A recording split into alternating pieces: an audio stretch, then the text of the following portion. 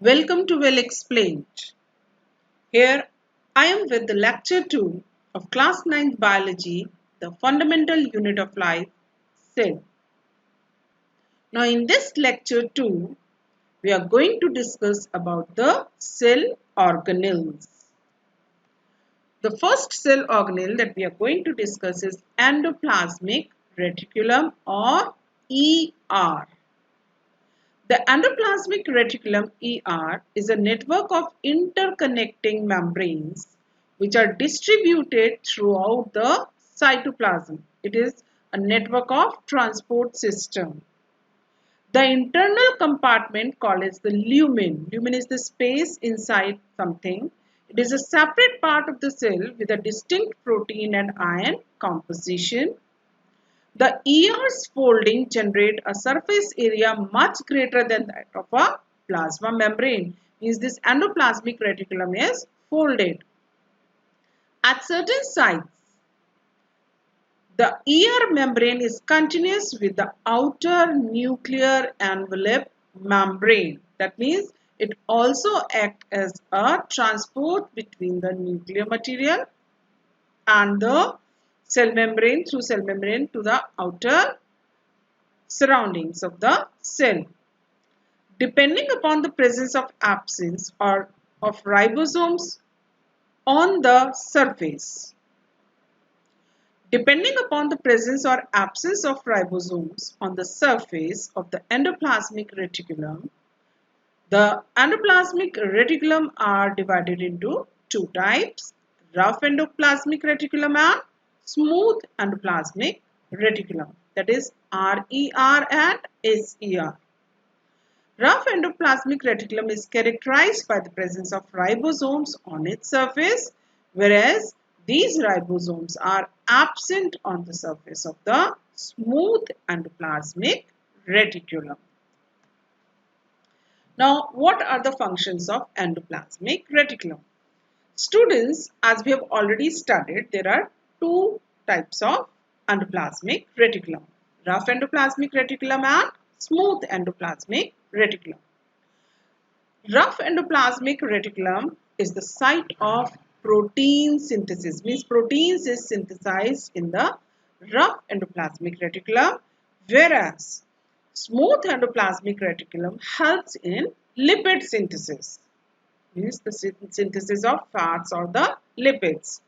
And the proteins and the lipids which are synthesized by both the types of endoplasmic reticulum, they are used for making the cell membrane. As we have studied in the first lecture, that cell membrane is made up of proteins and lipids. So these proteins and lipids are synthesized by the endoplasmic reticulum. It also helps in the transport of material or the substances within the cell as well as outside the cell, means between the two cells or within the cell. It also gives support, internal support to the cytoplasm. So these are the functions of endoplasmic reticulum: synthesis of protein, synthesis of lipid, transport of substances and support. Smooth endoplasmic reticulum in liver cells also takes part in detoxifying many poisons and drugs. By mistake, if anyhow something goes in our liver which is poisonous, so that gets detoxified with the help of smooth endoplasmic reticulum. That means smooth endoplasmic reticulum helps in detoxification. Now the difference between the two endoplasmic reticulum. In SER, ribosomes are absent, whereas ribosomes are present in RER. SER synthesizes lipids and steroids, whereas RER helps in the synthesis of proteins. SER is mainly formed of vesicles and tubules, whereas RER is formed by the cistern. These vesicles, tubules and cistern, they are the part of Golgi bodies. Now comes Golgi complex. Golgi complex is an organelle of membrane-bound sacs, tubules and vesicles which secrete complex biochemicals. Golgi is a single complex in animal cells. In plants, they form separate units and they are known as dictyosomes. That means the Golgi apparatus in plants are given a special name, which is dictyosomes. Membrane-bound sets of Golgi are called as cistern. Cistern occurs in stacks means kept one over the other. Tubes and vesicles occurs on their periphery. Now, what are the functions of Golgi apparatus or Golgi complex? Golgi apparatus is involved in repair and synthesis of cell membranes. Lysosomes are formed by Golgi apparatus. All the types of substances which are to be secreted or excreted are packed in vesicles by Golgi apparatus for passage to the outside. It takes part in storage, modification and packaging of various biochemical products produced by the different components of the cell. It takes part in storage, modification and packaging of various biochemical produced by different components of the cell. Components of cell wall are synthesized by Golgi apparatus. Complex and special sugars are made by Golgi apparatus. This is the diagram of Golgi apparatus. You can see Golgi apparatus. There is cis region from where rough endoplasmic reticulum is generated. Then the trans region. Flow of material is there. Plasma membrane. You can see from this. This is the diagram of Golgi apparatus. Now lysosomes. The next cell organelles are lysosomes. They are also known as the suicide bags of the cell. Lysosomes generally found in animal cells. They lack in plant cells. They are the small spherical vesicles covered by single membrane contain digestive enzymes for intracellular digestion and waste disposal, and these enzymes are synthesized by rough endoplasmic reticulum. In damaged cells, if the cells gets damaged, these lysosomes they burst, they release their digestive enzymes, digest the cellular components. That is why they are known as suicidal bags. If anyhow these lysosomes burst, they eat up or they destroy their own cellular components and the cell gets over. Now, what are the functions of lysosomes? They help in the destruction of foreign particles. It helps in intracellular digestion because they contain digestive enzymes. It also helps in the removal of cell debris. Debris means the dead material of the cell, damaged part of the cell. It helps in the time of metamorphosis, and the organs are digested by the lysosomes. This is a lysosome. You can see primary lysosome. They are originated from the Golgi apparatus only. The endoplasmic reticulum was rough ER was also formed by the Golgi apparatus. The cis phase and the trans phase is forming the primary lysosomes. Then they get mature and turned into secondary lysosome. The rest in detail you don't have to study in class 9. In your senior classes you will be studying. Now comes the powerhouse of the cell, that is the mitochondria.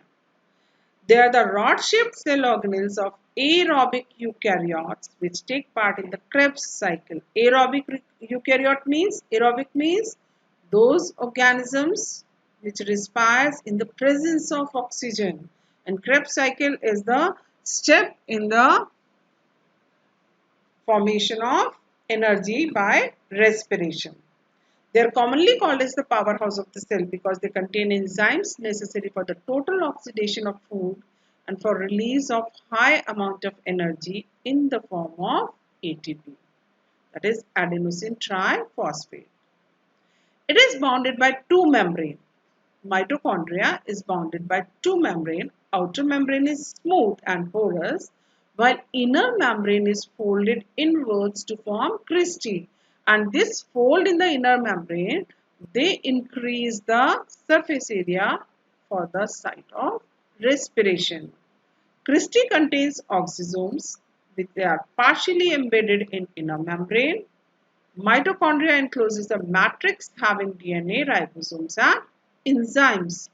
This presence of DNA ribosomes make the mitochondria semi-autonomous as they are able to manufacture some of their own proteins and enzymes. The two organelles, cell organelles, which are semi-autonomous, means they can synthesize their own proteins and enzymes, are mitochondria and chloroplast. This is the structure of mitochondria. You can see the outer membrane is smooth and the inner membrane is folded to form cristae, and this inner membrane which is folded to form cristae, it increases the surface area for respiration. Now coming to plastids. Plastids are large cell organelles found only in plant cells which are specialized to synthesize and store organic substances. Plastids are classified on the basis of the pigment present in them. Two types of plastids are there. Leucoplast, they are known as colorless plastids, and chromoplast, which are known as colored plastid. These chromoplast, there are two types, green and non-green plastid. The green plastids are known as chloroplast. What is the difference between leucoplast and chromoplast, which are non-green? The leucoplasts are colorless, whereas chromoplasts are brown or reddish in color. Leucoplasts, they are cylindrical to round in shape, whereas chromoplasts are irregular in shape. Leucoplasts are found in unexposed cells, whereas chromoplasts are found in exposed and unexposed cells both. Leucoplasts take part in storage of food, whereas chromoplasts, they do not store food. They impart color to the organ or the part which it is present. Leucoplast can change to other types, whereas chromoplast remains the same.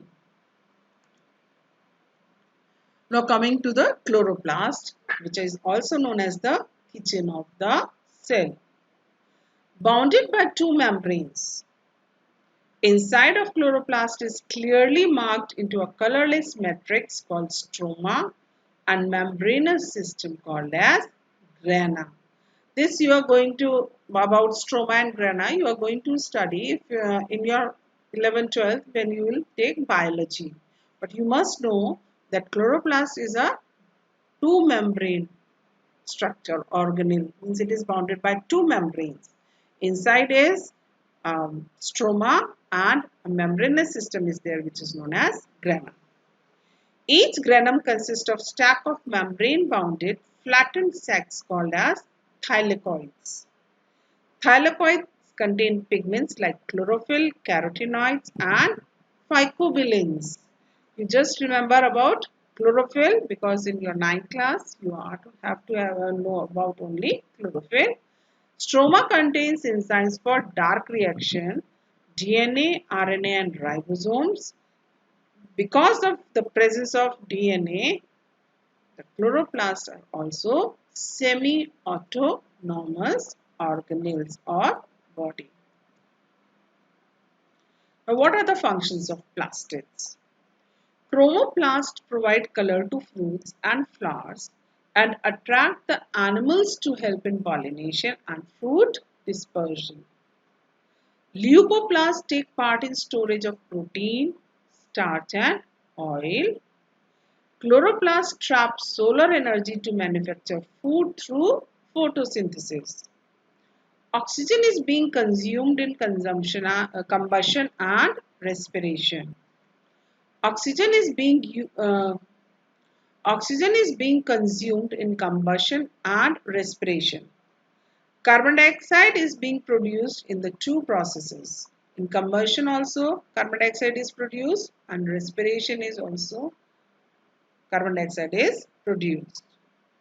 Chloroplasts maintain the balance of the two gases by absorbing carbon dioxide and oxygen in photosynthesis. Now comes centrosomes, that is the central apparatus. They are mainly present in the animal cell and they deal with the cell division. It is a small naked organelle present near the nucleus in the cells of animals and some lower plants. It is absent in plants, but in some lower plants it may be seen. It has sheath of special cytoplasm called centrosphere. It encloses two microcylinders called centrioles. Two centrioles like right angles to each other. You can see in the figure the 9 sets triplets microtubules which are kept at right angles to each other. They form estral spindle fibers and produce basal bodies that form cilia and flagella, and they are conspicuous, means they are seen mainly at the time of cell division. Now comes the vacuoles, which are also known as the storehouse of the cell. Membrane-bound non-cytoplasmic sacs that contain non-living solid or liquid contents are known as vacuoles. There are three types of vacuoles: sap vacuoles, food vacuoles, and contractile vacuoles. Covering membrane of sap vacuole is called as tonoplast. The fluid-filled content of the vacuole is called cell sap or tonoplasm. Recently, digestive enzymes are reported in vacuole of plant cell. Now, difference between a plant and an animal cell. In plant cell, cell wall is present, plastids are present, which are absent in, both are absent in the animal cell. Centrioles or centrosomes are absent in plant cell, but they are present in the animal cell. Vacuoles in the plant cell, they are large and less, means the number is less, but their size is large. Whereas in animal cell, their number is many, but the size is small. Nucleus lie on one side in the plant cell. Vacuoles are large and less in the plant cell. That means the size is large but the number is less. Whereas vacuoles are small and many in the animal cell. That is, number is more but their size is small.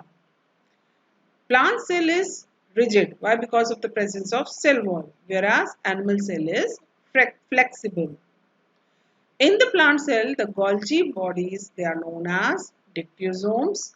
They contain dictyosomes, whereas animal cell the Golgi apparatus is in the form of vesicles. Plant cells are generally larger in size, whereas animal cells are smaller in size. In plant cells, starch is stored because most of the plant cells, chloroplast is present. Because of that, photosynthesis takes place and the food is stored in the form of starch. Whereas in animal cells, the glycogen is stored. The food is stored in the form of glycogen. This is the diagram of the plant and an animal cell. You can see the common organelles which are present in both the cells and what are the differences of the plant and an animal cell. Now the similarities of plant cell and an animal cell. Both have nucleus. The plant cell and animal cell both have nucleus. They both have ribosomes which make proteins. They both have Golgi bodies. They both have cytoplasm. They both have mitochondria. They both have nucleus and nucleolus. So these are the similarities of plant cell and an animal cell. Now this is the end of the chapter. Thanks for watching. Don't forget to subscribe my channels and press the bell icon so that you never miss a video from me. Whenever I will upload a video, you will get a notification. Have a nice day. God bless you all.